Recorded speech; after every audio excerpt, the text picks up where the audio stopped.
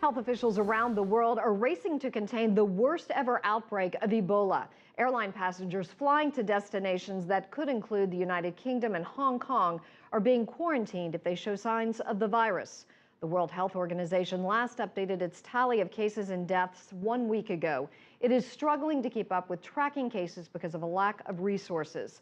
Among the 672 people who have died is a top Ebola doctor, Sheikh Umar Khan. He died Tuesday after falling ill while treating patients in Sierra Leone.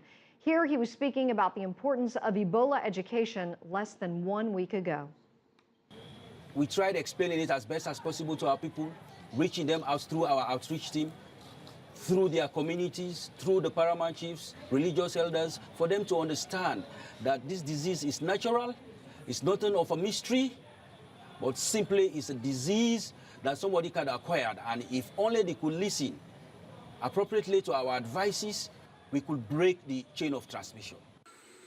Before his death, Khan was credited with treating more than 100 patients, including dozens of local healthcare workers. Meanwhile, health authorities in South Africa are on high alert over the Ebola outbreak in West Africa, but they emphasize there's no need to panic. Sumitri Naidu reports from Johannesburg. Authorities here say that South Africa is at low risk of contracting any cases of Ebola disease.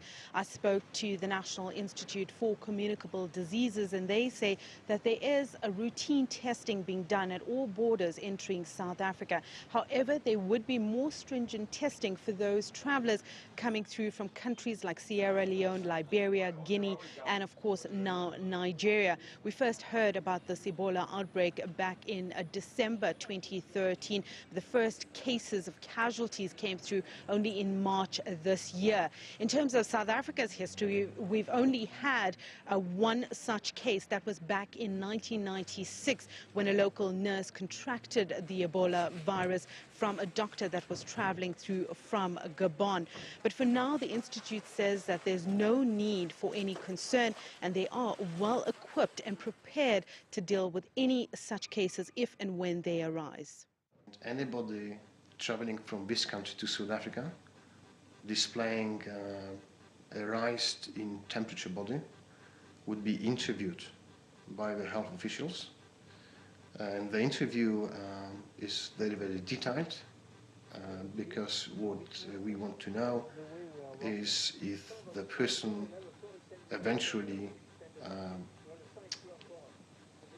was exposed to any sick person or is coming from the family which was infected with this virus, or maybe had a contact with animals in West Africa, or maybe was part of preparing the body for burial, or was attending a burial.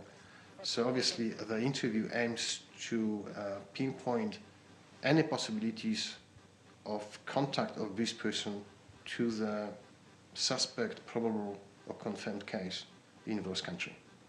Obviously, if that would be a case, such as people will be isolated and accordingly monitored.